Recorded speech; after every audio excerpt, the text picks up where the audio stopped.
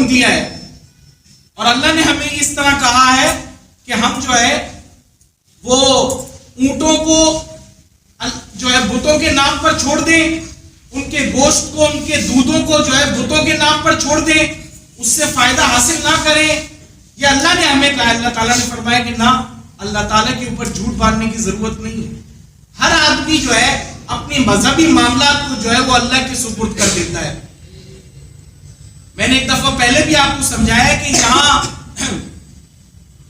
دو قسم کے مسلمان ہیں. ایک تو وہ ہیں جو دین پر چلتے ہی نہیں ہیں، ان کو ضرورت ہی نہیں ہے. دوسرا وہ مسلمان ہے جو چلتا تو ہے لیکن الٹا چلتا ہے. اکثرهم لا یعقلون. اللہ تعالیٰ نے فرمایا کہ ان کے اکثر جو ہے وہ عقل نہیں رکھتے ہیں، اور اللہ تعالیٰ کے حکم کو اور نبی صلی اللہ علیہ وسلم کی تعلیمات کو نہیں دیکھتے ہیں. بس ان کے پاس دلیل کیا ہے؟ وَإِذَا قِيلَ لَهُمْ تَعَالَوْا، کہ جب ان سے کہا جائے کہ اللہ تعالیٰ کی طرف آ جاؤ، اِلَى مَا أَنزَلَ اللَّهُ، جو اللہ نے نازل کیا ہے قرآن، اس پر عمل کر لو. وَإِلَى الرَّسُولِ، جو رسول کو تعلیمات دی ہیں اس پر عمل کر لو. تو کہتے ہیں قَالُوا حَسْبُنَا مَا وَجَدْنَا عَلَيْهِ آبَاءَنَا، کہتے ہیں کہ ہمیں اس کی ضرورت نہیں، ہم نے اپنے آباء و اجداد کو، باپ داداؤں کو جیسے پایا ہے ہم تو ویسا ہی کریں، ہمیں ضرورت ہی نہیں. اَوَلَوْ كَانَ آبَاؤُهُمْ لَا يَعْلَمُونَ شَيْئًا وَلَا يَهْتَدُونَ. اللہ تعالیٰ فرمانے کہ کیا تمہارے آباء و اجداد جاہل ہوں اور نہ کچھ جانتے ہوں، نہ ہدایت یافتہ ہوں، تو بھی انہی کے پیچھے جاؤ گے. انہوں نے ایک موقع پہ یہی کہا کہ ہاں وہی کریں گے. پھر یہ جہالت کی انتہا ہوتی ہے. جب آباء و اجداد، باپ داداؤں کے پاس اگر صحیح علم نہ ہو، وہ گمراہی پر ہو، تو ان کی تقلید کرنا اور ان کے پیچھے چلنا واجب نہیں، بلکہ ان کی تقلید کو چھوڑنا اور ان کی مخالفت کرنا یہ فرض عین ہو جاتا ہے آدمی کو. کیونکہ ہمیشہ اپنے باپ داداؤں کی تعلیم کو اللہ اور اس کے رسول کی تعلیم پر رکھ کر پھر فیصلہ کیا جاتا ہے.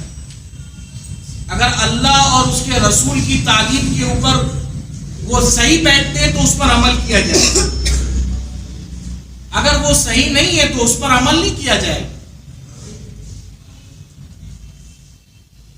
تو اس وجہ سے ان آیات میں صرف یہ نہیں ہے کہ صرف بت پرستی کا بیان ہے، بلکہ آج اگر ہمارے معاشرے میں اگر دیکھا جائے تو اس کی مختلف صورتیں ہیں.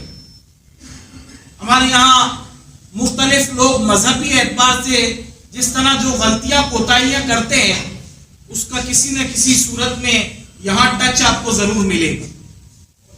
کوئی بحیرہ کی صورت میں کر رہا ہوتا ہے، کوئی صاحبہ کی صورت میں، اور کوئی وسیلہ اور کوئی حام کی صورت میں. یہاں بھی ایسے ہی معاملات چل رہے ہوتے ہیں.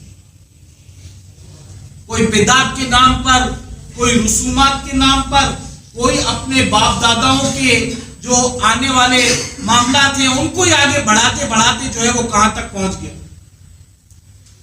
میرے دوستوں بزرگوں، یہ بہت زیادہ ضروری ہے کہ اپنے مذہبی معاملات کو بالکل درست رکھیں. اگر آپ کے مذہبی معاملات صحیح نہیں ہیں تو آپ کی عبادات بھی کمزور ہے، اس کا ثواب بھی بالکل ختم ہے، اور دیگر معاملات بھی آپ کے آہستہ آہستہ جو ہے وہ خراب ہوتے چلے جائیں گے. کیونکہ بنیاد وہ توحید اور اللہ کی وحدانیت ہے. اگر اس میں ہی آدمی کمزور ہے تو اس نے اپنی اسلام کی بنیاد ہی کوئی غلط رکھی ہوئی، یا بنیاد صحیح رکھ کر اس نے بنیاد کو خراب کر دیا ہے. لا الہ الا اللہ محمد رسول اللہ، یہ بنیاد ہے. اب اس کے مطابق جو جیسا عمل کرے گا اس کے اوپر ہی اس کو ثواب مرتب ہوگا. ہمارے یہاں درگاہوں پر جا کر لمبی لمبی جو ہے وہ دعائیں مانگنا، اس پیر کو مخاطب کر کے کہنا، اس کے نام پر نظر و نیاز کرنا، اس کے نام پر جانوروں کو ذبح کرنا، اور اسی طرح جو ہے اس کے نام پر میٹھے بنانا اور تقسیم کرنا، سب ناجائز اور حرام. صورت ذرا مختلف ہے. اس زمانے میں بھی کچھ ہوتا تھا اور اس زمانے میں اس طرح ہوتا ہے. جیسے شراب ہے، زمانے میں اس کا نام مختلف رہتا ہے. کوئی اگر جو ہے عربی میں اس کو خمر کہا جاتا ہے، اردو میں ہمارے یہاں اس کو پوا کہتے ہیں، شراب کہتے ہیں، اور جو ہے انگلش میں یہاں وسکی کہتے ہیں. یہ مختلف نام ہے لیکن ہے وہی چیز. انگریز اگر پیتا ہے تو وہ وسکی کہلاتی ہے، اگر کوئی یہاں کا عام جاہل پیے گا تو وہ پوا کہلائے گا، اور کوئی الگ اسٹائل کے تو نشے ہی ہوتے ہیں، چاہے اس کا نام کچھ بھی ہو جائے وہ حرمت کے اسی درجے میں ہی آتا ہے. بیائی اپنی رسومات اور بدعت اور اسی طرح مذہبی معاملات جو خراب ہوتے چلے جاتے ہیں، اس کی وجہ وہ یہی ہوتی ہے، اسی میں کسی نہ کسی درجے میں وہ شامل ہوتا ہے. قرآن عظیم میں ہر اس گمراہی کو بیان کر دیا گیا ہے جو قیامت تک آنے والی. اب کسی نئی کتاب کی اور کسی نئے نبی کی اب ضرورت ہی نہیں.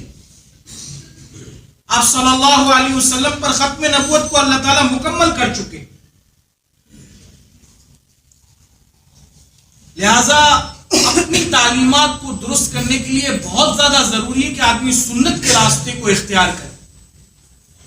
جب سنت کے راستے کو آدمی اختیار کرتا ہے تو اللہ تعالیٰ اس کی زندگی میں نور بھی عطا کرتے ہیں اور اسے سیدھی راہ دکھاتے ہیں.